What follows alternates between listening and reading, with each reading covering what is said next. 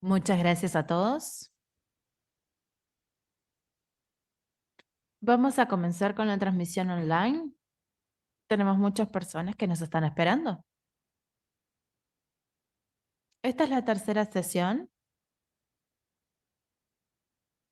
y tiene que ver con el desarrollo de asociaciones en genómica y el desarrollo también de la salud digital.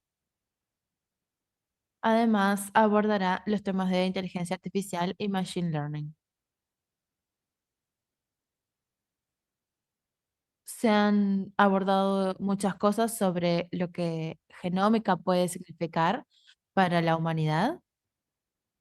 Jennifer Doud una vez dijo que podría llegar a ser el fin de todas las enfermedades, tanto para la vida animal como la vida humana.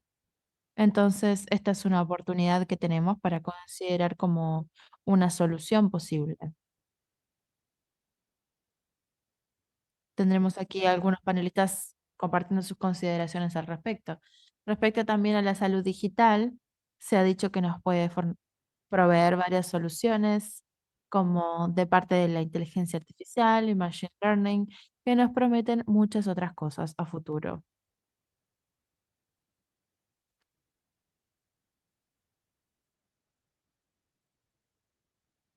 La moderadora de esta sesión será Sania Netzik, directora ejecutiva de el escritorio de Relaciones Internacionales en el área de biomarina. Tenemos al doctor Snyder. Tenemos también a el asesor de la Alianza de Salud como consultor y también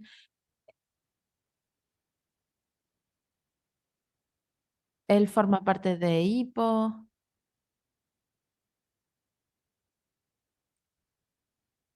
Tiene varios trabajos, varias tareas.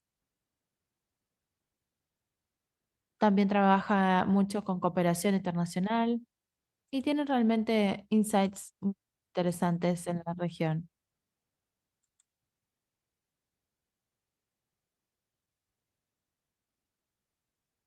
También tiene que ver con contribuciones en el documento de posicionamiento de YAPO. Ha participado también en otros documentos de la OMS a nivel regional. Trabajado también en la organización de un side event que tendremos el día 23, en el que tendremos al ministro de Salud de Egipto y también al doctor Mandori, director regional de otra organización. Ahora también vamos a tener a la doctora Mayra Khalifi desde Brasil, que lamentablemente no ha podido participar aquí con nosotros. Nos hubiera encantado tenerla, pero la doctora Mayra hablará sobre cuestiones de diagnóstico porque ella trabaja como jefa de el centro de cáncer de mama de un hospital. Y ella suele decir que hay cosas que podrían haber sido diferentes. Tiene una actitud bastante positiva respecto al diagnóstico precoz o temprano de cáncer de mama utilizando biomarcadores y otras tecnologías de diagnóstico. Tenemos también aquí a uno de los miembros del directorio, Paul, que también es representante de Filipinas. Paul Mendoza también es defensor en la región. Ustedes verán su nombre en diferentes artículos, papers, porque suele contribuir muchísimo con diferentes centros de pacientes de la región. Y entonces ahora le paso la palabra a Sania para que comience con la moderación. Muchas gracias, Kawaldip. Buenas tardes a todos. Espero que no se duerman, que se mantengan activos, especialmente los que están participando en modalidad online. Muchísimas gracias por la invitación, muchísimas gracias a Kawaldip y a Yapo también. Es un gran placer estar aquí y para mí es un honor estar moderando un panel con panelistas tan destacados. Antes de que comencemos, me gustaría decir que esta mañana hablamos sobre la importancia de las asociaciones de pacientes y de obtener la perspectiva de los pacientes desde fases muy tempranas. También hablamos sobre la importancia de involucrar a otros stakeholders en los sistemas de salud y hablamos mucho sobre cómo fue todo esto durante la pandemia de COVID. La medicina, por supuesto, está evolucionando.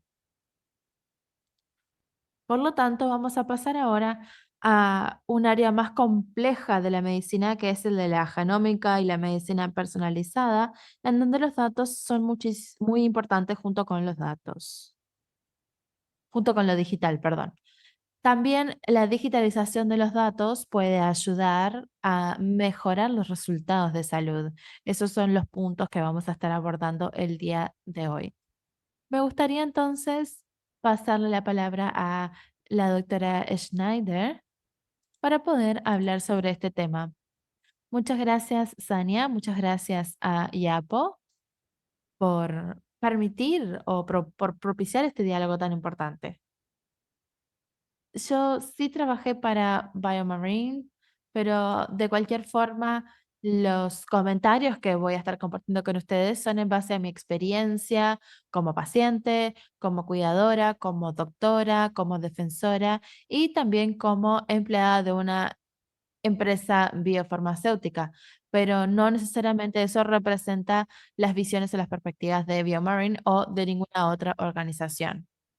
Me gustaría hablar entonces ahora de estas cuestiones de inteligencia artificial, machine learning y los grandes modelos de lenguaje para ver cómo podemos asegurar la inclusión de los pacientes y el involucramiento de los pacientes para ver que no son crecientemente precisos, pero también impersonales, porque me parece que no es exactamente lo mismo. Me parece que la experiencia nos dice que no es exactamente así. Además, me gustaría traer sobre la mesa esta noción de que son dos tipos de pacientes y dos tipos de familias que son parecidas pero son diferentes. Y hay que utilizar la terminología que ha sido acuñada por uno de los colaboradores, una de las colaboradoras que tenemos también, y ella ha dicho que tenemos pacientes de diferentes tipos, sea inclusión o compromiso de tipo A y de tipo B. Tipo A sería involucramiento activo de las personas que viven con sus familiares, que tienen su participación activa, de los cuidadores también. para los resultados individuales de cada paciente, para que mejore eso. Y allí estamos avanzando con las tecnologías digitales y la forma en la que conectamos con nuestros equipos y también con nuestros propios datos de salud. Estoy segura que si vemos aquí en esta sala, muchas personas están utilizando un dispositivo de salud, que lo consideramos un reloj en realidad, pero ¿cómo utilizamos esto para conectar nuestros datos también? Y todo eso forma parte de ese compromiso. Tener acceso a todo eso es muy distinto hoy en día que cuando yo egresé de la Facultad de Medicina hace muchos años.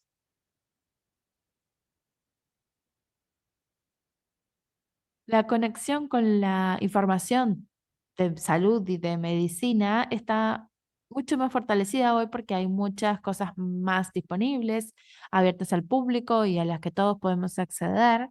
Además, como otras formas en las que la tecnología se está conectando entre sí, está conectando los pacientes, las comunidades, incluso pacientes con condiciones raras. Tal vez un médico ha visto una única persona viviendo con una condición específica en décadas de práctica de medicina, pero ahora, hoy en día, instantáneamente podemos conectarnos con muchísimas personas en todas partes del mundo que pueden tener experiencias similares o que estén vinculadas. Y considero que todo eso queda bajo esa gran cobertura de los pacientes con compromiso de tipo A, que son activos. Y luego tenemos los de tipo B que les comentaba, que son los pacientes y las familias que se involucran con organizaciones o con sistemas y ayudan a influir sobre las políticas. Una vez más, eso afectaría los resultados para poder, de alguna forma, también tener influencia sobre esos de tipo A. Ese es el trabajo que Sania y yo hacemos día a día en esta empresa y también en empresas anteriores. Y se trata justamente de observar ese compromiso de punta a punta de los pacientes, de los cuidadores, de los familiares y de los miembros también de la comunidad para impactar sobre el desarrollo de tecnología y desarrollo de la medicina desde esa etapa inicial exploratoria de descubrimiento y no deberíamos hacer ningún tipo de asunción, al revés, tendríamos que entender que también asistida está esa comunidad y qué necesitan exactamente que podría llegar a ser transformacional o transformador en sus vidas. Solo podemos tener ese involucramiento con varios miembros de la comunidad y hay algunos puntos clave que, por ejemplo, debe ser de manera intencional. Y básicamente en esos momentos en los que estábamos realizando ensayos clínicos, trabajando con comunidades de pacientes, entendiendo las jerarquías, es importante también en ciertos resultados clínicos que tiene que ver justamente con esa experiencia que las personas tienen, además de si también tienen alguna experiencia técnica que puedan aportar. Todo eso ayuda a desarrollar expertise técnico, desarrollo de medicina y hasta cierto punto, ese desarrollo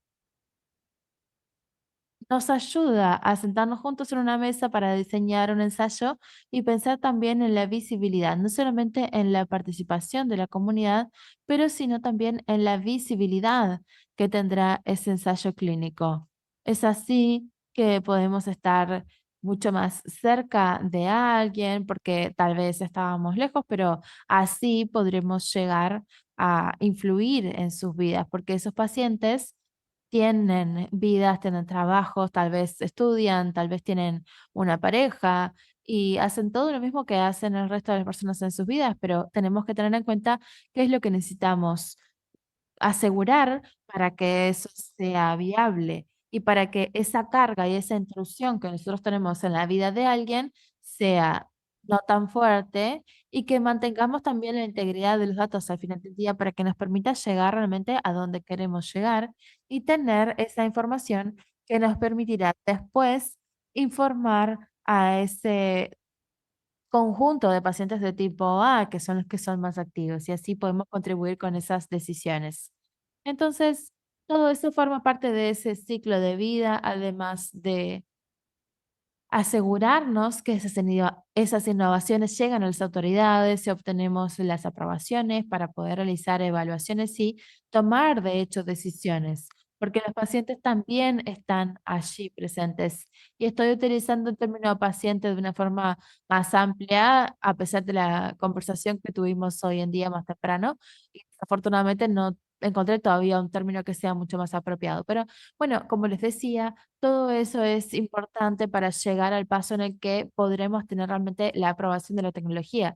Y cuando la tecnología esté aprobada y disponible para utilizarse en cualquier parte del mundo, tenemos que continuar con esa relación entre los profesionales de la salud y los pacientes y las comunidades. Y hay que comenzar a asegurarnos que hay un propósito común y que todos están trabajando en conjunto.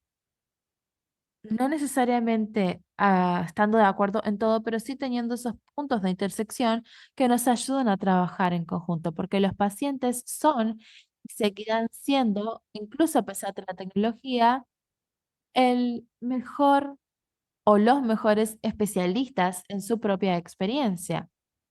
Entonces, puede ser que sea repetitivo, pero tenemos que tratar de no reinventar la rueda toda vez que tratamos de involucrarnos más con el paciente, sino que hay que siempre pensar en lo que ya podemos hacer bien, las relaciones con los pacientes. Y hay muchísimas herramientas que todos nosotros podemos utilizar. Entonces me parece importante que efectivamente las utilicemos.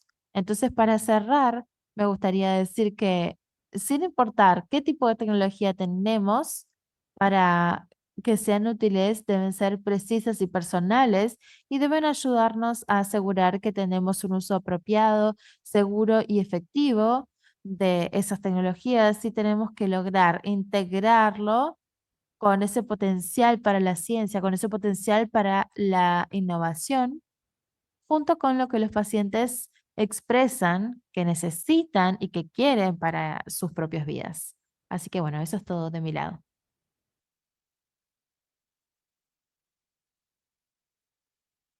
Muchas gracias. Muchas gracias, Ros. Fue muy interesante. Y es muy importante cómo define tipo A, tipo B. Y al final lo comparo con los datos, con la evidencia. Y eso va a ayudar en la toma de decisiones y también para el futuro. Así que le agradezco mucho por eso. Y ahora le voy a pasar la palabra al doctor Sousa.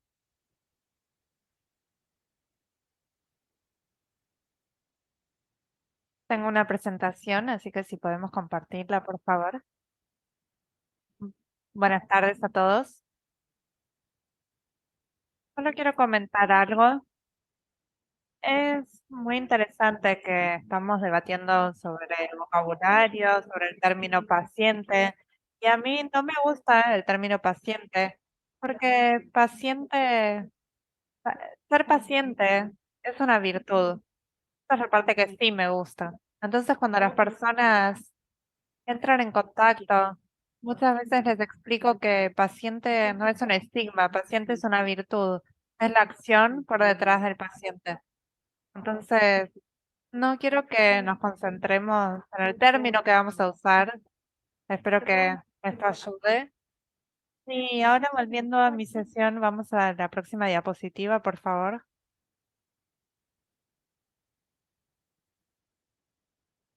Estamos hablando sobre las colaboraciones, sobre la asociación con una medicina más personalizada y genómica, y también cómo lo integramos con inteligencia artificial y machine learning. Y esto ni siquiera es el futuro, es algo que ya está pasando, especialmente si pensamos en la inteligencia artificial.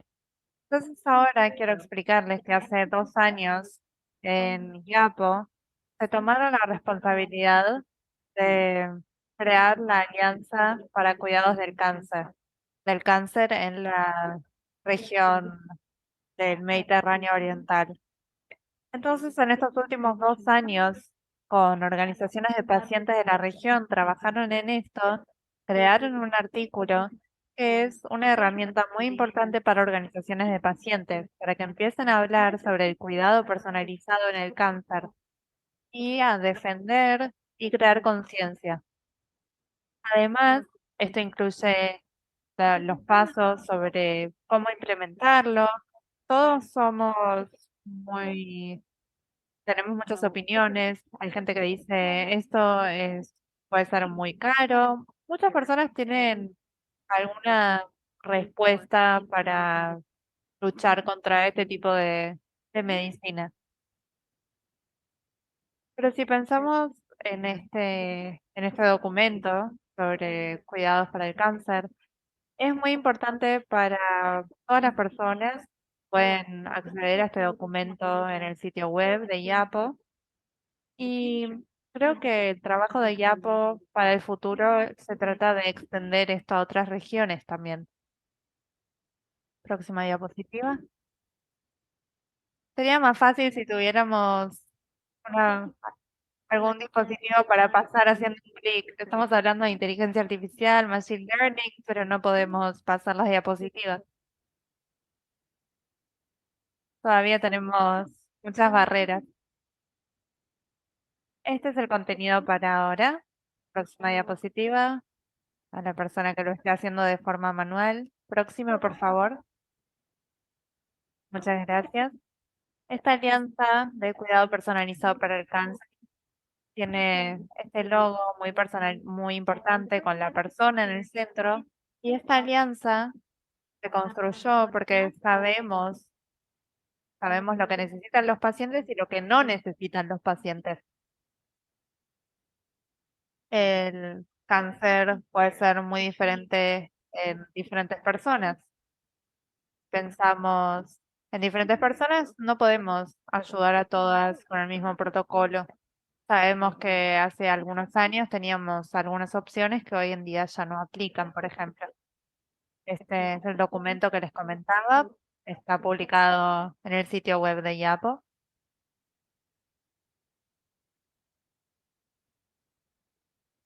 Esta alianza para el cuidado personalizado del cáncer, hoy estaban hablando sobre dar el tratamiento adecuado al paciente adecuado en el momento adecuado. Esto nos da mejores resultados y también le brinda seguridad al paciente para reducir riesgos. Entonces, como proveedores de salud, como pacientes, esto es lo que queremos. Hay muchísimas tecnologías para la salud que trabajan en el cuidado del cáncer, hay muchos dispositivos disponibles, como mencionaban antes, pero el problema es que uso el término sistema de salud porque es lo que han estado mencionando desde el principio del día de hoy. El sistema de salud todavía no está totalmente listo para el cáncer, para otro tipo de tratamientos. Tenemos que tener 5 pilares. El sistema tiene que ser predictivo, tiene que trabajar para prevenir, tiene que ser participativo, y aquí entran en juego los pacientes, tiene que ser personalizado y también tiene que estar preparado. Y las 5 Ps se tratan de esto, de llegar a un sistema que funcione mejor, y es esto de lo que hablamos cuando hablamos del sistema de salud que queremos. Próxima diapositiva. Voy a hablar de las 5 palabras. En primer lugar, tenemos predictivo. Tenemos que tener la capacidad de predecir quién es esa comunidad en la que tenemos que concentrarnos. Entonces, cuando hablamos de esto, y especialmente en mi región, que es muy diversa, tenemos países más desarrollados Yo soy de Dubái, de los Emiratos Árabes, y hay países no tan desarrollados, países que no tienen un sistema por cuestiones políticas, culturales, económicas. Entonces, para analizar, para tratar, para trabajar con el cáncer, esto es muy importante. Tenemos que tener en cuenta la primera P, que es predictivo. Próxima diapositiva. Gracias. Tiene que ser participativo y la palabra ya lo dice por sí misma. Tenemos que participar y co-crear entre los diferentes actores y esto es muy importante. Esto va a hacer que el sistema de salud sea más eficaz y va a otorgar más valor. Creo que Nicola estaba hablando de esto, estaba hablando sobre la importancia de tener resultados que adicionen valor. Y se trata de esto, no podemos olvidarnos de que algunos dispositivos son caros, que algunos cuidados son caros, pero tenemos que siempre trabajar de forma participativa. Me quedan 2 minutos, así que voy a ir más rápido. Tiene que estar personalizada, usar la tecnología, usar la medicina genómica para entender el tipo de medicina que necesitamos. Hay muchísimos casos de cáncer de mama, tenemos muchos protocolos y hoy en día tenemos mucha información sobre esto, sobre genética, que podemos usar de la mejor forma para buscar los mejores medicamentos. Y tiene que ser preventivo. Esto es algo importante. Tenemos que tener algo anticipado y esto es algo casi como un mantra. Si queremos hacer las cosas mejor, tenemos que anticipar, tenemos que pensar en lo que vamos a tener en el futuro.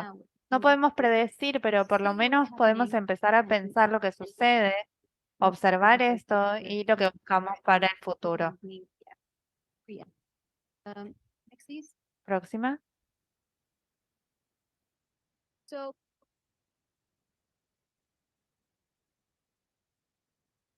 Entonces, con estas 5 Ps vamos a mejorar los resultados para los pacientes, la experiencia, vamos a adecuarnos a sus preferencias y esto va a ayudar al sistema de salud en general. Próxima diapositiva. Las anteriores eran ejemplos de las 5 Ps, pero ahora vamos a avanzar más. Otra, por favor. Entonces, como estamos hablando de inteligencia artificial, le pregunté a ChatGPT, le dije, Chat, ¿qué piensas de la medicina personalizada? Y esta es la respuesta que me dio. La inteligencia artificial está de acuerdo. Y me encanta jugar con el chat GPT, así que siempre abro el chat, hago preguntas, a veces más bobas, por así decir, y la inteligencia artificial también aprende de nosotros. Entonces le pregunté cuál es el papel de la organización de pacientes en todo esto. Y el ChatGPT de nuevo estuvo de acuerdo conmigo.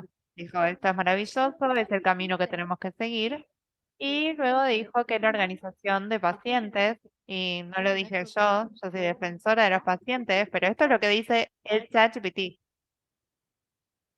que pueden tener un lugar crucial en la integración de la medicina genómica y personalizada para tratar el cáncer y controlarlo.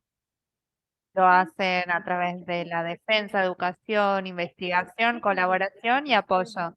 Para resumir, las organizaciones de pacientes pueden tener un papel muy importante como defensores, educadores, colaboradores, para trabajar con el cáncer y medicina genómica. Entonces, realmente usé esta información y puedo pasar a la próxima diapositiva ahora. Era eso. Muchísimas gracias.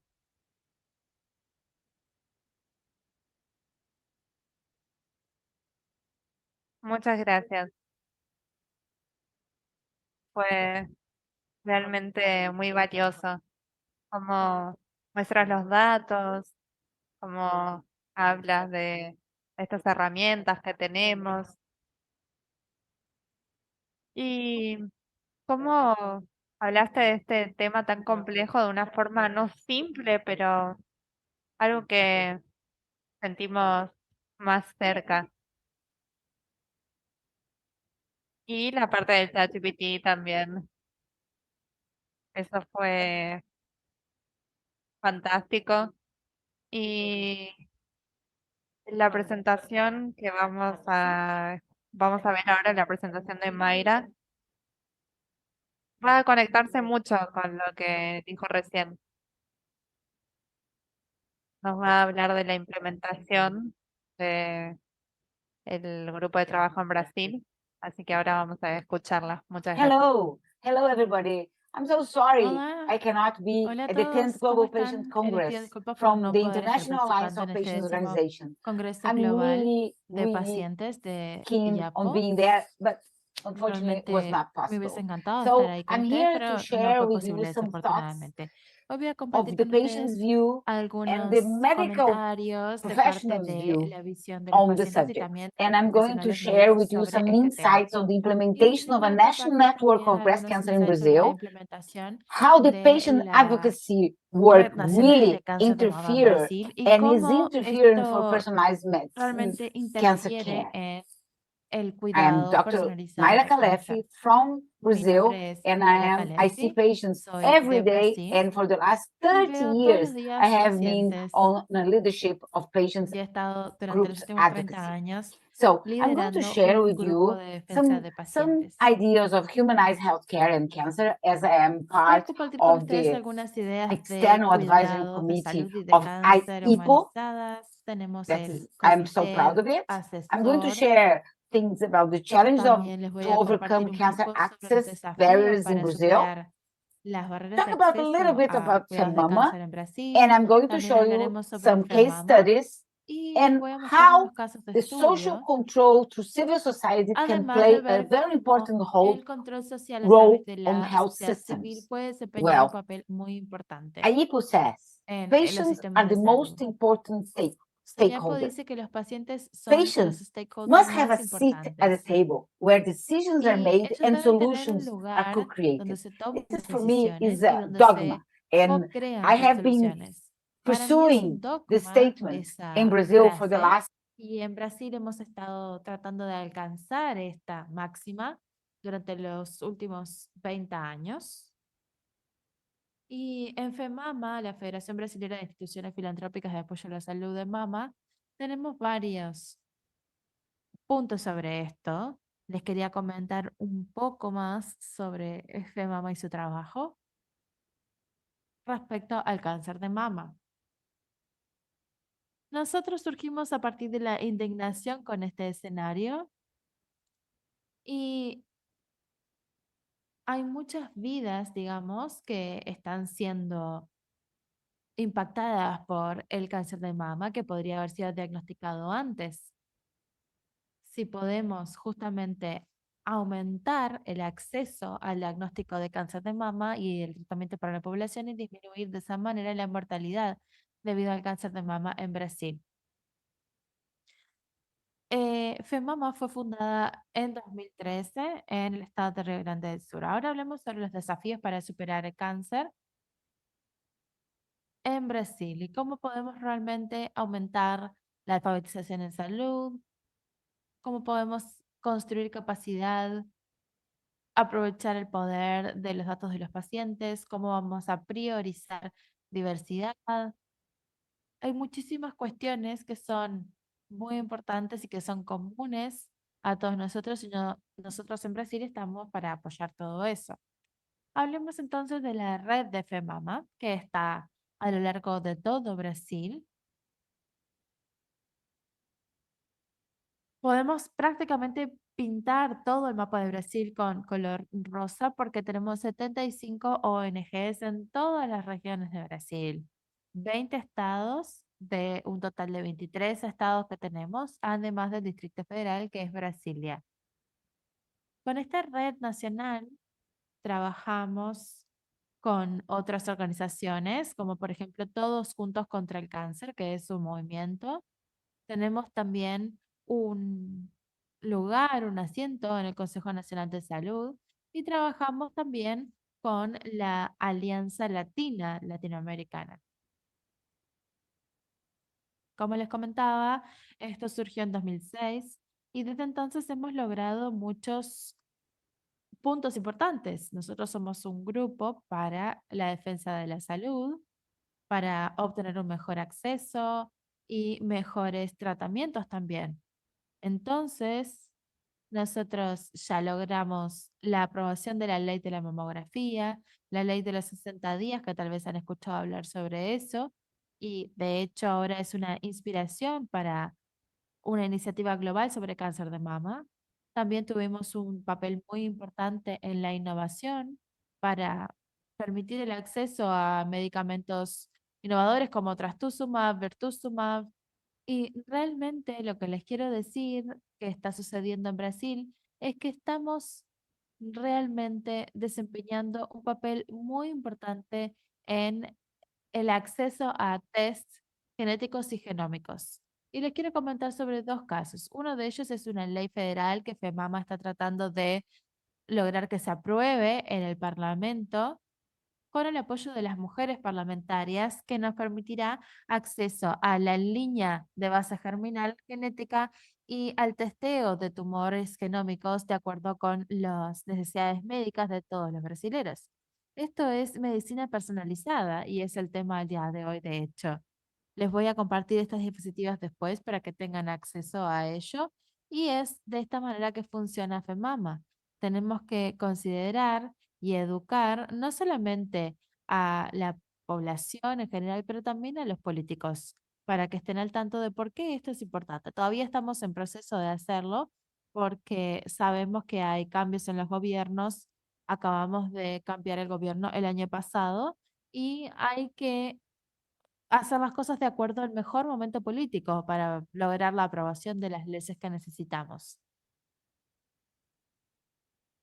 De hecho, ya tenemos 5 leyes estaduales para testeo genético y genómico. 70% de la población depende del sistema de cobertura universal de salud,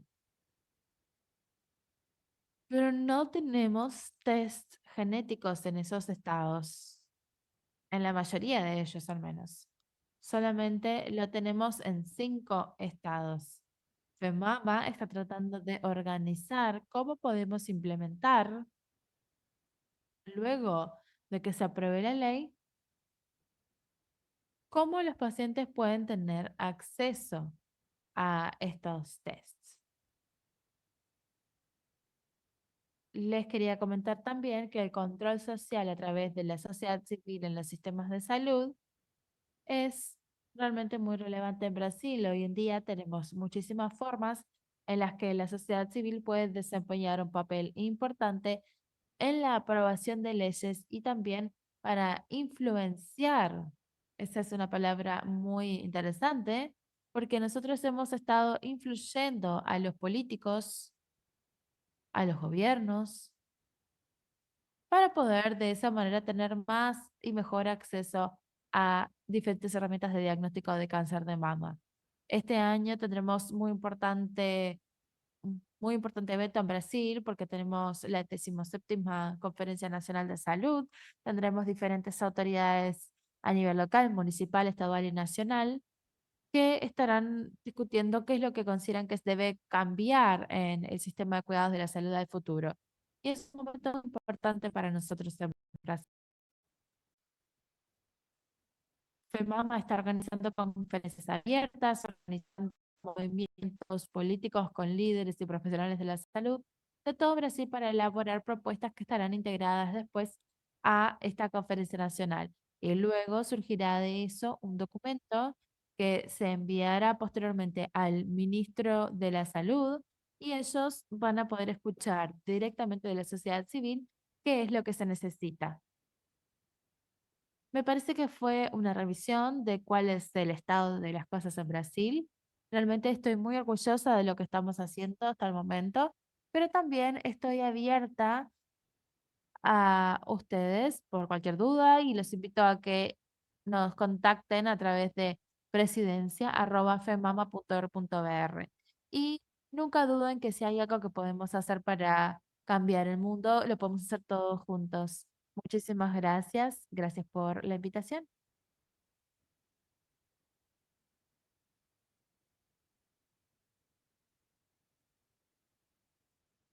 Excelente. Siempre son excelentes los discursos que la doctora Kalefi da y también es increíble lo que ella trata de lograr en este tema, además la implementación que tienen en Brasil. Ahora entonces le vamos a pasar la palabra a Paul, que hablará sobre psoriasis y salud digital en Filipinas.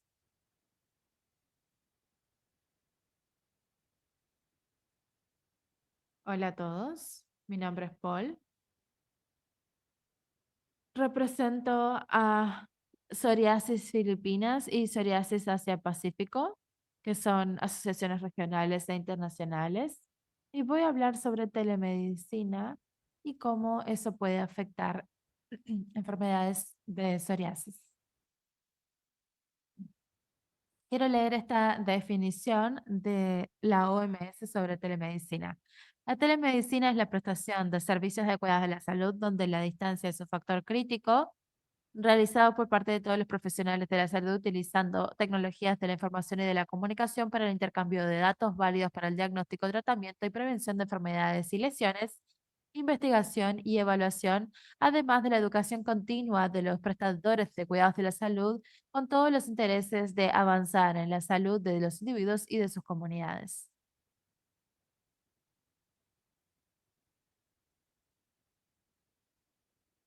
Puede ser que esto sea muy común, especialmente para todos ustedes después de COVID, pero este fue un capítulo bastante importante para nosotros en esa época, porque nosotros tenemos con telemedicina consultas en tiempo real con profesionales de la salud y es de nuestra conveniencia, a nuestro propio tiempo, sin tener también ese temor de salir de casa. Por supuesto que cuando esta tendencia comenzó a consolidarse, los pacientes tuvieron muchas preguntas. Primero se preguntaba si era confiable, esa era la principal pregunta que se nos ocurría, porque estamos muy acostumbrados a ver a los médicos cara a cara. Una encuesta de Brasil, antes de experimentar con la telemedicina, demostró que las personas no estaban 100% seguras o 100% confiables.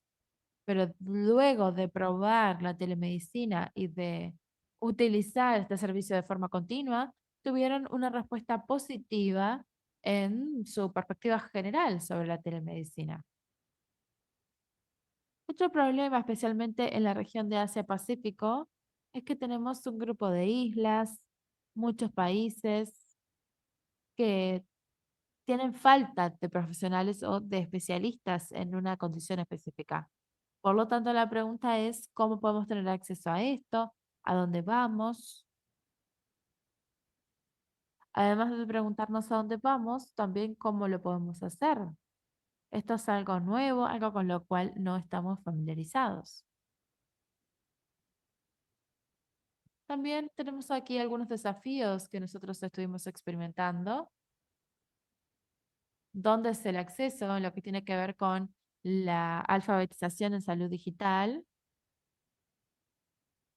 Es muy importante porque en áreas rurales no todo el mundo está familiarizado con la tecnología, ni siquiera dispone tampoco de teléfonos celulares, por ejemplo. Y también puede suceder que existan problemas técnicos respecto a la conexión a Internet, también a cómo ellos pueden enviar sus datos o responder a las preguntas que los doctores les hacen. Esos puntos también son o pueden ser problemáticos. Próxima diapositiva. Entonces, lo que hicimos como una organización de pacientes, empezamos a hablar con diferentes miembros de la sociedad, especialmente con dermatólogos, con proveedores de salud, y les preguntábamos, en el caso de que un paciente quiera tener una consulta, ¿podrían tener esta consulta con los pacientes? Hablamos con miembros de la sociedad, con instituciones privadas, públicas, hospitales, nos asociamos con ellos. Así podíamos determinar cómo los pacientes iban a acceder a estas consultorías, estas reuniones de consulta. Además de eso, creamos concientización sobre esto con organizaciones médicas, hospitales. Empezamos a organizar esto dentro de nuestras plataformas. Dimos y publicamos el procedimiento para acceder a las consultas online. Y además compartimos información y permitimos que los pacientes naveguen. Tenemos un programa en el que publicamos la información sobre psoriasis y los pacientes pueden responder los pedidos, pueden acceder a la información. Ahora, próxima diapositiva. Entonces, ¿cuáles son los beneficios de la telemedicina? En primer lugar, aumenta el acceso al cuidado. También recibimos retroalimentación de los diferentes miembros y sabemos que la psoriasis no tiene cura y los pacientes una vez que escuchan que tienen esta enfermedad no quieren volver al médico porque no quieren escuchar lo mismo de nuevo. Pero cuando la telemedicina empezó a estar disponible, su comportamiento cambió de cierta forma. Esto mejoró la frecuencia de consultas con los especialistas. Y esto es conveniente para nosotros, porque muchos de nosotros sufrimos de estigma, discriminación, muchas barreras que aparecen, y por esto es difícil salir, caminar, movernos, y es conveniente tener la teleconferencia. Además, es más fácil monitorear lo que sucede, recibir mensajes de los doctores, enviarles un mensaje diciendo, en este momento siento esto o aquello, tengo más dolor, menos dolor. Entonces la comunicación es más fácil entre el paciente y el médico. Porque antes, cuando todas las consultas eran de forma presencial, siempre había una barrera entre los médicos y pacientes. A veces los pacientes no hacen las preguntas que quieren, tienen alguna pregunta, pero luego no se la hacen al médico. Pero a través de la telemedicina era más fácil comunicarse con los doctores. Y otro beneficio es que hay más adherencia al tratamiento. Muchas, muchos pacientes de psoriasis tienen prescripciones que le dieron hace muchísimos años y siguen utilizando el mismo medicamento. Pero ahora con esta posibilidad de consultas con los médicos, aumenta esta adherencia de forma significativa. Próxima diapositiva. Y es algo nuevo, es conveniente, pero todavía tenemos algunas barreras en la telemedicina. La primera es que si pensamos en los exámenes físicos, son limitados. Los dermatólogos, por ejemplo, no tienen la posibilidad de evaluar tus manchas o textura. Hay una falta de interacción con el personal, que es importante. Entonces ahora si avanzamos, esperamos que con esta telemedicina es algo muy interesante lo que estaban diciendo sobre inteligencia artificial, machine learning, y estamos muy entusiasmados por esto. Pero estoy de acuerdo con las oradoras anteriores. Estas tecnologías pueden estar disponibles, pero necesitamos entender el lugar del paciente. Los pacientes somos los que vamos a utilizarlo. Tenemos que pensar en el contexto, si es viable, si es accesible, si realmente estamos listos para integrar las tecnologías. Espero que podamos tener una perspectiva holística, pensando en la persona y pensando en la parte emocional, intelectual, y tener a las personas en el centro, además de tener un abordaje integrado. La psoriasis es una enfermedad con algunos factores de riesgo y necesitamos un abordaje integrado en el que un doctor pueda comunicar al paciente, compartir la información de forma adecuada. Muchas gracias.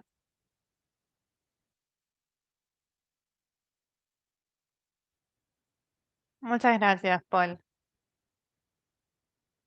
Fue muy interesante cómo habló de la telemedicina y cómo ve el futuro, la importancia de desarrollar herramientas y garantizar que todo sea realmente accesible y que pueda ser implementado.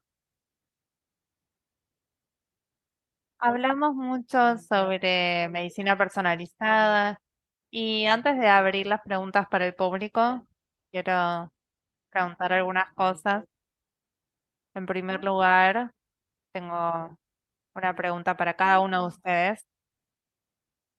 ¿Creen que un tamaño, un, un modelo, un modelo único ha llegado a su fin?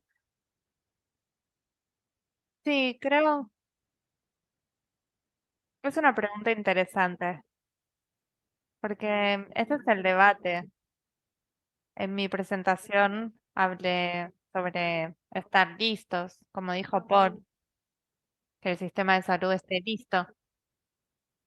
Entonces creo que la mejor forma de respetar que en algunos países no tenemos la posibilidad de esta transición por cuestiones económicas, sociales, políticas o cualquier tipo de condición que tengan.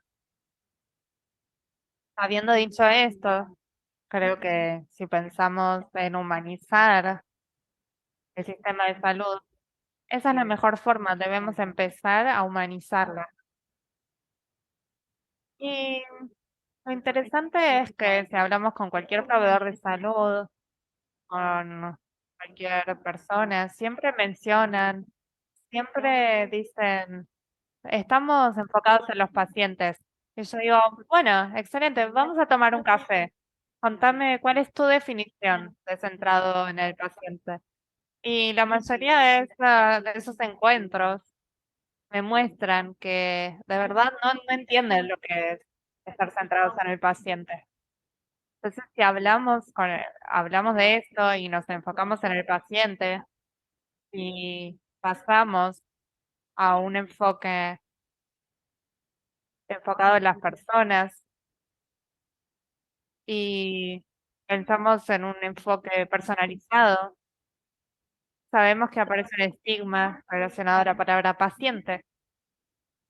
Pero volviendo a su pregunta, no creo que un único tipo de medicina funcione para todos. Creo que fue una buena solución en el pasado, pero puede funcionar para algunos países, para algunas regiones, según sus condiciones, pero no es sostenible. Espero haber respondido a la pregunta. Sí, perfectamente. Estoy totalmente de acuerdo. La medicina y el cuidado siempre, siempre son algo específico para la persona que tiene la condición. Muchas veces no tienen el lugar que merecen dentro del sistema de salud. Entonces, esta noción de tener un sistema de salud único para todos, olvidándonos de la interacción entre el personal y los pacientes ya no sirve. Trabajé durante muchos años en salud y cuando me hablan de los pacientes, a veces no sé quién es el paciente. Hay una persona, está la persona, familiares, sentados en el consultorio. Entonces, algo único no funciona para todos. Muchas gracias. Paul, ¿qué opina de esto? Estoy de acuerdo. No hay apenas un modelo para todos. Creo que es muy importante que cada cuidado que ofrecemos esté personalizado en cada paciente. Hablé de psoriasis, pero hay otras enfermedades. Necesitamos pensar que lo que funciona para mí puede no funcionar para ti. Entonces, entendiendo esto, entendiendo mejor a la persona, pensando en el mejor abordaje para que mejore, para ayudar con su tratamiento, eso es muy importante y debería ser personalizado. Muchas gracias. Estábamos hablando sobre los desafíos que hemos visto. En paneles anteriores también hablaban de la industria, de equipos que están desarrollando nuevas capacidades para desarrollar medicamentos innovadores, usando la genómica. ¿Creen que los pacientes están dispuestos a participar, compartir su historial médico y datos para mejorar la asistencia sanitaria o todavía somos un poco lentos a la hora de compartir datos con investigadores? Bueno, desde la perspectiva de los pacientes, creo que es muy útil, pero realmente necesitamos explicarles bien para que los pacientes puedan entender la importancia, especialmente en algunas condiciones que no tienen cura, con todos los datos, con todas las experiencias. Es importante explicarles que esto va a ayudar a otros pacientes, para que otros pacientes también mejoren. Y si pensamos en la privacidad de datos, cuestiones éticas y otras cosas, creo que además de explicarles a los pacientes, no se trata solo de decirles, por favor, comparte tus datos, tu experiencia. Creo que lo mejor sería hablar de la colaboración. Se trata de eso, de coordinar, colaborar.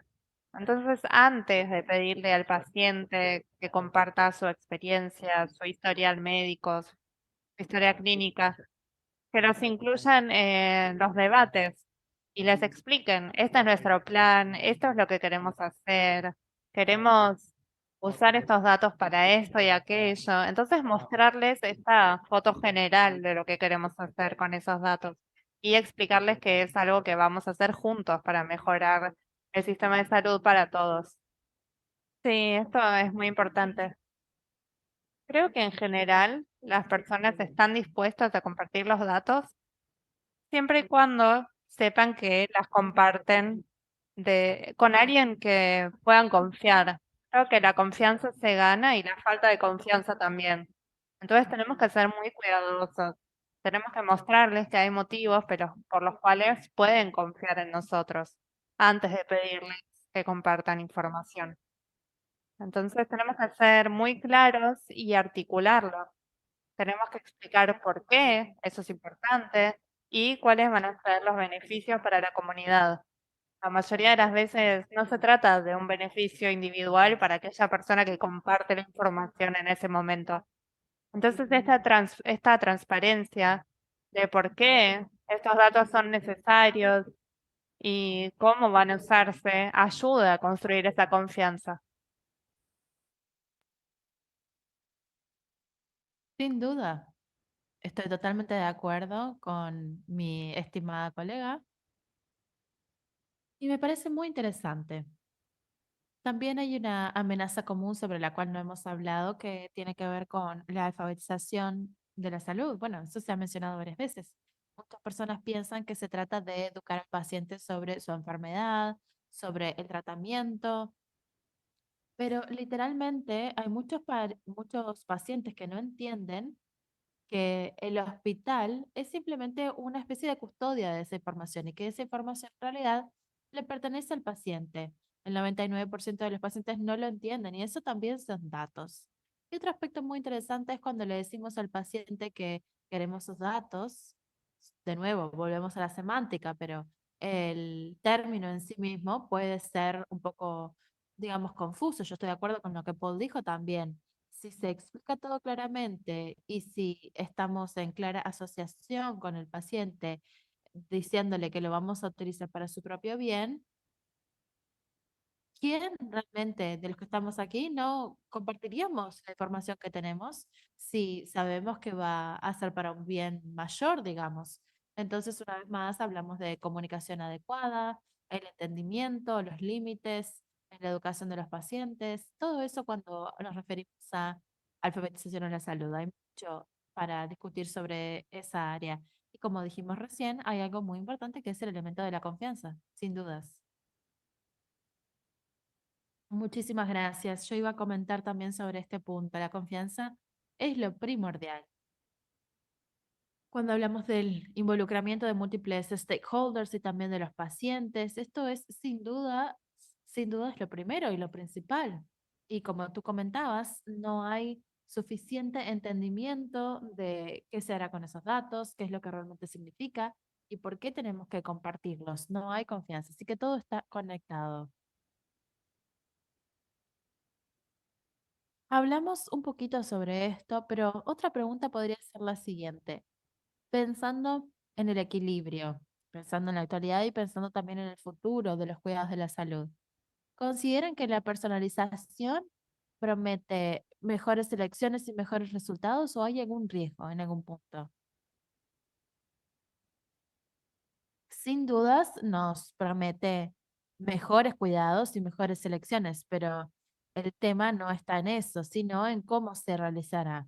Y sí, considero que hay riesgos.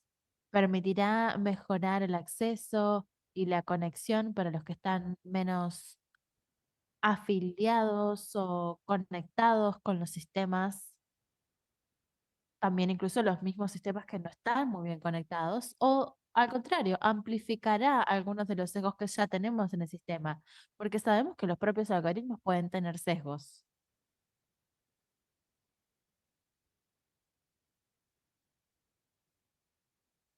Si diseñamos sistemas que amplifiquen esos sesgos, realmente no creo que pueda ser así. No quiero ser demasiado nihilista, pero considero que la promesa está sobre la mesa y si tuviéramos una comunidad de pacientes que sea realmente representativa y podemos asegurarnos que esto sirva o que funcione para las personas que debe corresponder, entonces sí. Muchísimas gracias. Bueno, toda mi presentación era sobre este tema, entonces realmente no tengo nada más para agregar, solo puedo decir que sí, pero estoy totalmente de acuerdo con Ross. Igual esta palabra promesa me parece que trae una connotación grande por detrás, porque estás creando también expectativas al final del día. Y bueno, como se suele decir, nunca digas nunca. Concuerdo también que incluso hay sesgos con la propia inteligencia artificial, pero es la belleza de todo esto. Está aprendiendo, ChatGPT está aprendiendo y también muchas otras plataformas. Personas como nosotros en conferencias, es justamente lo que puede asegurarse que el futuro sea moldeado de la forma que nosotros queremos que se moldee o que debería serlo. Me parece que eso es clave. El mejor futuro es el que uno mismo puede crear. Creo que tal vez ese sería el mensaje para llevarnos de esta sesión, por lo menos desde mi parte.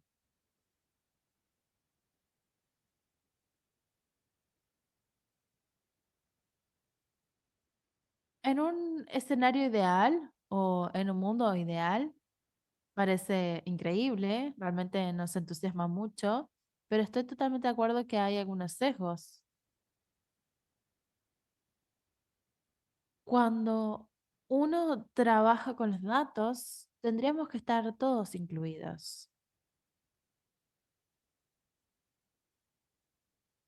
Algunas de las cosas que solemos decir en Asia y en el Pacífico es que muchos de los estudios están en el mundo occidental, pero no hay estudios en el mundo oriental. Entonces, estamos confiando en datos de la inteligencia artificial, pero esos datos son representativos de toda la población, de la población que nosotros tenemos como objetivo. ¿Está representada esa población? Entonces, me parece que es muy importante que logremos incorporar a todos. Por supuesto, la inclusión es definitivamente importante, como ustedes han dicho también. Eso determina altas expectativas, así que sí, el diablo siempre está en los detalles, ¿verdad? Bueno, sí, esa implementación sería para el mejor escenario. Bueno, tengo una pregunta para ti, Ross.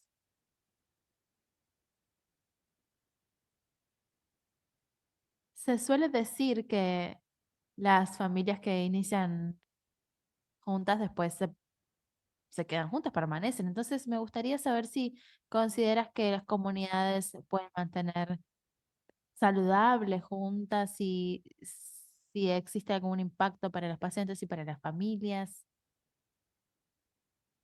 Bueno, eran muchas preguntas en una.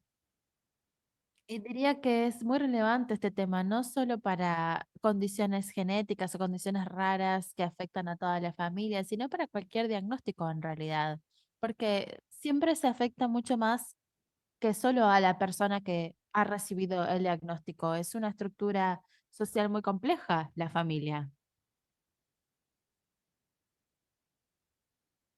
Debemos comenzar diciendo que necesitamos la perspectiva de esos miembros de la familia, de los cuidadores, respecto a todo lo pertinente al cuidado de ese paciente. Por supuesto, porque es importante y porque también sabemos que el impacto que puede tener para las parejas o para los cuidadores a nivel individual, físico, emocional, financiero y social también es muy grande. Puede tener mucho impacto porque el hecho de que la otra persona, la familia, tenga un diagnóstico puede ser realmente muy significativo. Entonces hay que entender toda la experiencia de manera integral. Tampoco me gustaría asumir que las personas se mantendrán juntas porque me parece que es una estructura social muy compleja y por el mero hecho de que hayan sido una familia, que hayan conformado una familia, tengan que permanecer juntos. Pero bueno, también tenemos que entender que puede ser que no necesariamente todo esté alineado con lo que todos necesitan. Es cierto. Muchísimas gracias, Ross. Sausan, has abordado de manera muy integral la personalización de los cuidados de la salud en tu presentación y en tu paper, y has hablado también sobre la participación equitativa para que el cuidado de la salud tenga las 5 P's que mencionábamos antes. Quería saber qué valor tiene la participación en este continuum. Bueno, una vez más, Paul le estuvo dando al mismo clavo con el mismo martillo y estoy de acuerdo con él. Me parece que serían increíbles los resultados si todo pudiera ser de esa manera, pero no quiero de ninguna manera quitarle peso a nada de lo que yo dije anteriormente, pero por supuesto que no hay comparaciones posibles. Pero si nos falta un elemento, tal vez todo el escenario cambie por completo. Tal vez no sea relevante, pero es la manera en la que nuestra mente está prestando atención a eso. Si vemos este documento, y de hecho incluí el enlace en la presentación, verán que hay algunos líderes de opiniones clave que están hablando justamente sobre la personalización de los cuidados del cáncer y quiénes deberíamos incluir. Entonces, por supuesto, todo el mundo está de acuerdo que los oncólogos estarán, que los investigadores estarán también allí, que los representantes de algunas organizaciones como CAWALDIP también han sido incluidos, otros representantes también. Pero es interesante que hay alguien que se incluyó allí que habló de blockchain y cómo blockchain puede trabajar con los sistemas de salud para mejorar la accesibilidad de los pacientes y también para mejorar estas síncope. Ya puedo, digamos, dejar el micrófono a un lado.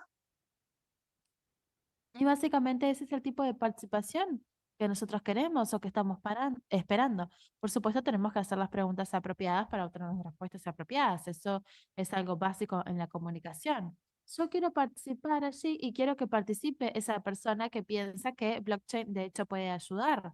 Bueno, entonces yo sé que hay muchas cosas negativas sucediendo también en ese ámbito, pero en general siempre estamos cooperando y la tecnología puede cooperar también. Blockchain, NFTs, todo eso.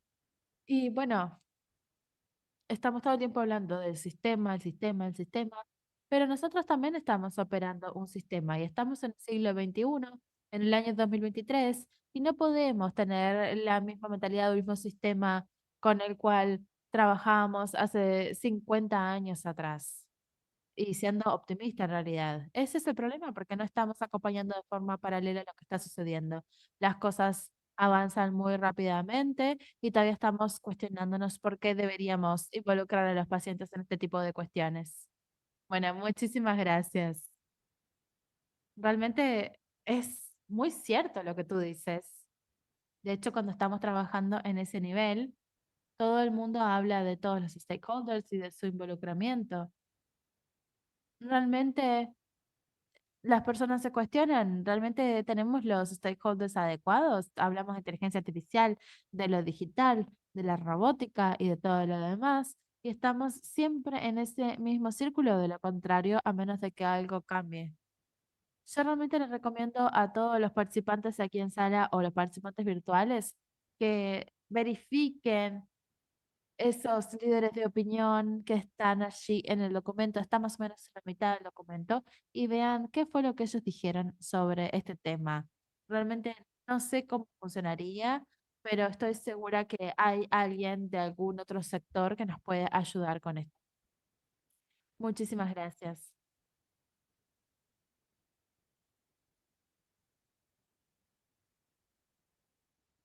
Paul, cuando hablabas de tu presentación sobre psoriasis, mencionaste también una cuestión del estigma, la telemedicina y la digitalización permitió superar ese tema de alguna manera.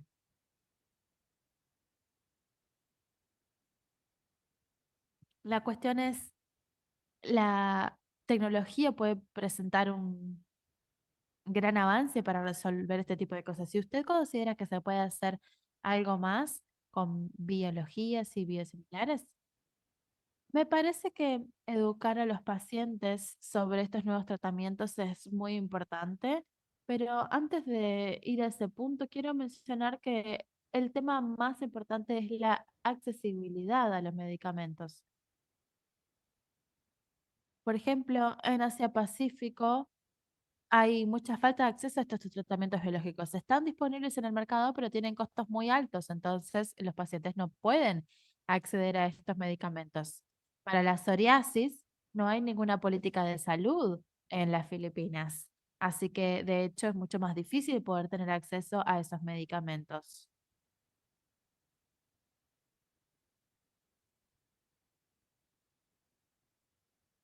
Creo que también deberemos enfocarnos en esto. Hablaste sobre comunicar los nuevos tratamientos a los pacientes, pero también me parece que mejorar el acceso a los medicamentos y que también nuevos medicamentos estén disponibles en el país.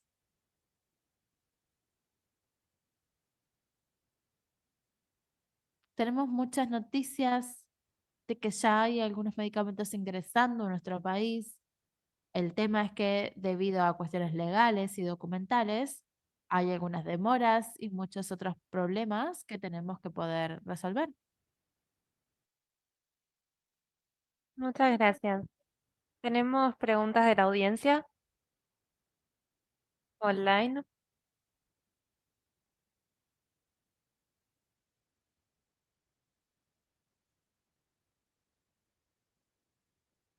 Muchas gracias. Mi pregunta es sobre la discusión sobre medicina personalizada. Entonces quería preguntar sobre los protocolos de tratamiento. ¿Cómo podemos modificar las guías, protocolos para tener una medicina más personalizada? Porque para mí un protocolo significa esto es lo que debes hacer con todos los pacientes, los pasos son este y aquello. Entonces, ¿cómo podemos combinar esto con una medicina personalizada? ¿Quieres responder esto? Sí, muchas gracias por la pregunta. No sé si dijiste tu nombre, Priscila. Es interesante como, en primer lugar, has mencionado que la medicina personalizada tiene varias definiciones. No hay solo una definición. Cada persona usa una terminología diferente. Cuidado personalizado. No hay una definición que aplique y que sea algo unificado dentro del sector médico o dentro de la OMS. Todavía usan diferentes definiciones. Entonces, algo que tenemos que hacer es ser consistentes con la terminología que usamos. Y cuando publiquemos nuestro documento, luego se van a desarrollar herramientas y esperamos que sea un trabajo colaborativo con varios organismos. Por eso debemos garantizar que haya un término, una definición de medicina personalizada. Entonces, me gustó que hayas utilizado más de un término para abrir este debate. Y luego, volviendo a la pregunta anterior, si un modelo sirve para todo, estamos hablando de protocolos y estamos hablando de lo que se hace ahora y lo que se hizo en el pasado. Y hablamos de crear protocolos, porque no tenemos otra palabra para usar, protocolos para cada paciente.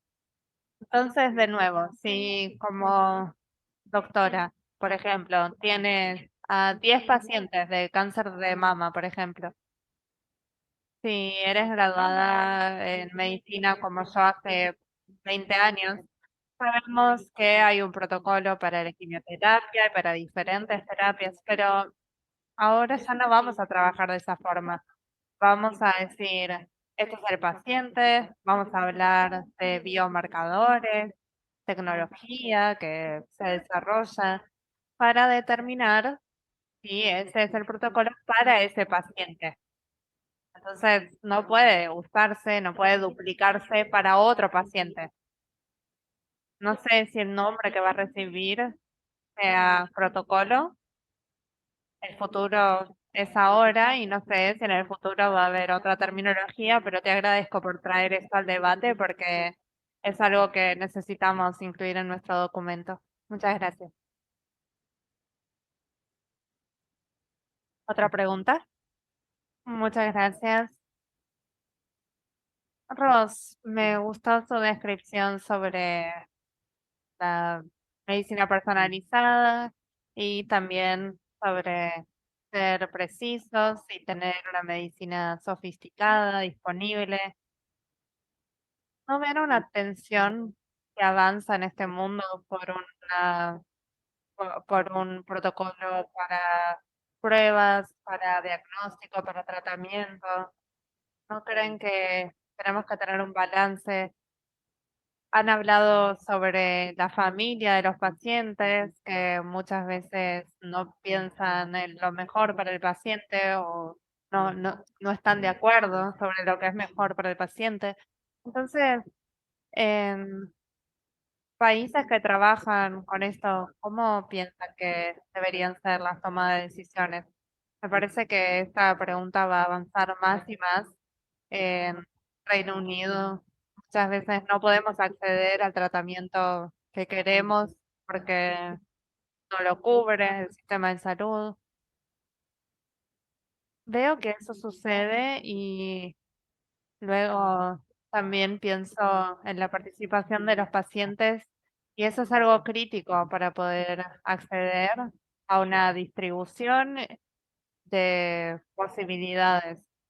Si pensamos en una perspectiva holística, hay varios tipos de terapias y como la medicina personalizada es más precisa, incluso siendo más costosa.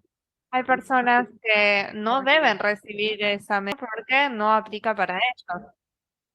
Entonces, esto va a ser un cambio. No soy especialista en la parte económica, pero creo que tenemos que considerar todos los aspectos del valor. Ahora, por suerte, cada vez más pacientes y organizaciones de pacientes están siendo involucradas para crear valor y para que el paciente se incluya. Porque en el pasado, cuando se pensaba en el valor, no se incluía a los pacientes.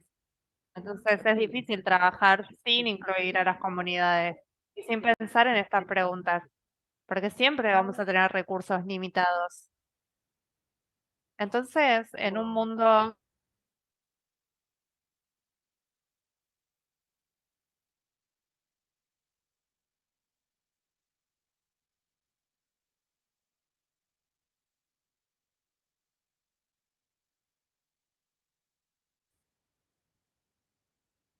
Muchas gracias. Fue una muy buena discusión y tengo un comentario y una pregunta. El comentario es sobre esta industria. Debería presentarme. Soy Karen, soy líder de un grupo de pacientes y trabajo con diferentes grupos para el desarrollo de medicinas, comercialización, y mi llamada a la acción es sobre los datos. Pensamos en los datos y realmente debemos compartir datos con los clientes que participan de ensayos clínicos. Estamos en una era en la que todos nuestros datos están disponibles por todos lados y muchas veces los pacientes reciben placebo y luego no reciben información sobre eso. Entonces, mi pregunta es, como trabajo con diferentes personas de diferentes industrias y a veces sectores muy sofisticados, y trabajo con grupos que no tienen tantas posibilidades también.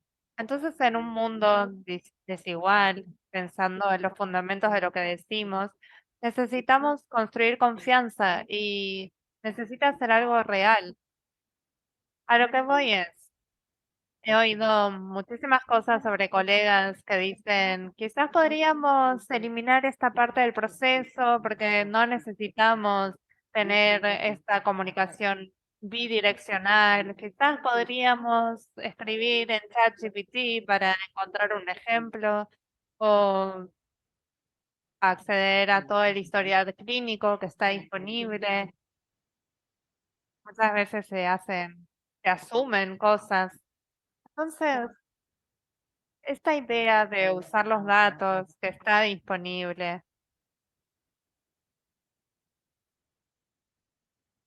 o tener una comunicación bidireccional que lleva tiempo, como dijeron, lleva tiempo que construir esa confianza.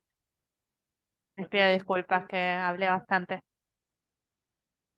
Sí, es un tema muy complejo y los pacientes tienen sus datos y necesitamos que los pacientes estén involucrados. Necesitamos saber el contexto de la experiencia del paciente, además de los datos. Entonces creo que necesitamos las dos cosas. Necesitamos la inteligencia artificial, machine learning, todo esto está teniendo más y más presencia, pero necesitamos complementarlo con este otro lado. No debemos decir, no necesitamos esto porque tenemos aquello. Quiero agregar un comentario sobre eso. Quiero hacerte una pregunta. Estás diciendo que si usamos la inteligencia artificial y lo usamos para tener para tener datos sobre el paciente, eso es un dato. Pero si soy un paciente, ¿puedo escribirle a ChatGPT para que me dé un diagnóstico y tratamiento?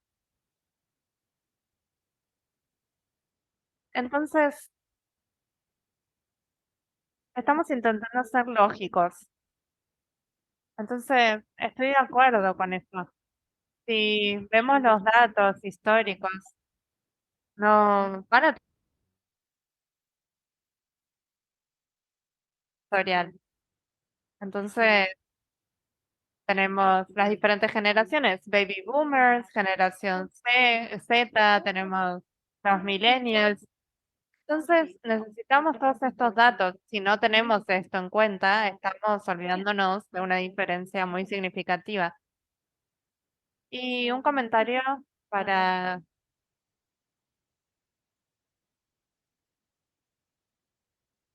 un comentario sobre esto.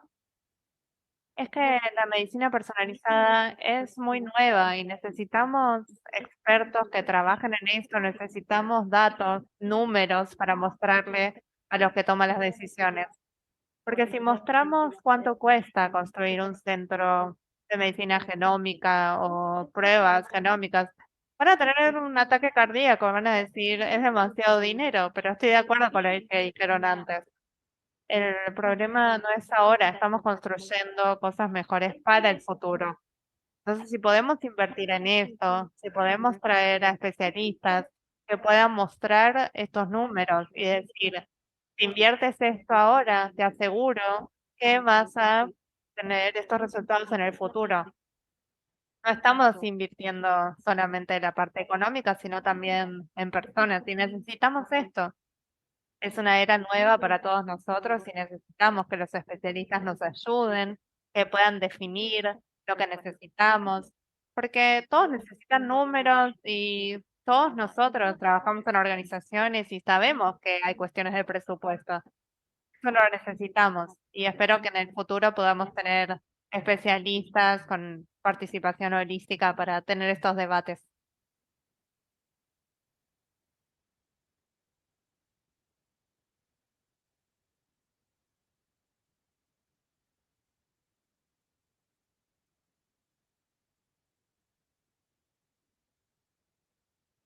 Muchas gracias.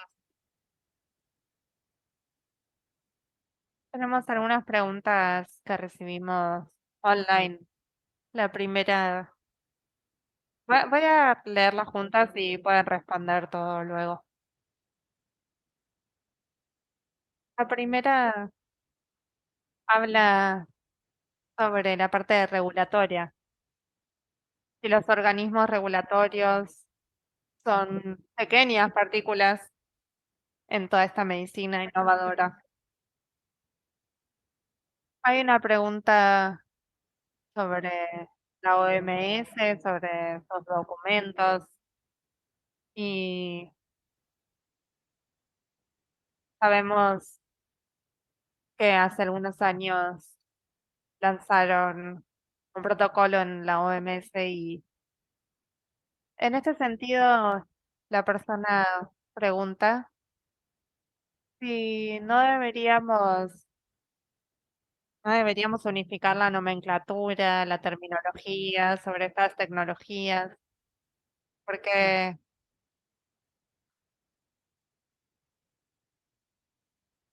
sí, quizás no deberíamos dejar que la inteligencia artificial decida por nosotros. Bueno, sobre las regulaciones, no trabajé con ningún cuerpo regulatorio, pero creo que han demostrado que están listos en sus acciones, especialmente en Europa, en Estados Unidos, en Japón. Han incluido más a los pacientes en diferentes formas en su toma de decisiones. Entonces, es importante que sean un espejo de ellos mismos y piensen cómo quieren continuar. No voy a hablar de cómo pueden estructurarse, pero sé que hay mucho esfuerzo en ese sentido para trabajar en grupos, en cuerpos regulatorios, agencias, que intercambian sus prácticas entre ellas. Entonces así podemos continuar con este trabajo más adelante. Es un trabajo muy importante y hay personas que están en contra de la participación de los pacientes y dicen estos cuerpos regulatorios no están listos, hay barreras. Deberíamos dejar de escondernos detrás de excusas y explicar lo que está sucediendo y lo que podría suceder. Muchas gracias. Bien, me parece que llegamos al final de la sesión. Les quiero agradecer a todos, fue increíble. Creo que entonces podemos concluir con los participantes aquí en sala y también con los participantes online que humanizar los cuidados de la salud será muy importante a futuro. También que la salud digital modificará las formas de mejorar los resultados de cuidados de la salud y que también el involucramiento o el compromiso de los pacientes será uno de los factores de éxito para esto, además de poder involucrar a diferentes stakeholders, considerando no solamente los tradicionales y también con los pacientes desde etapas muy tempranas. Muchísimas gracias a todos.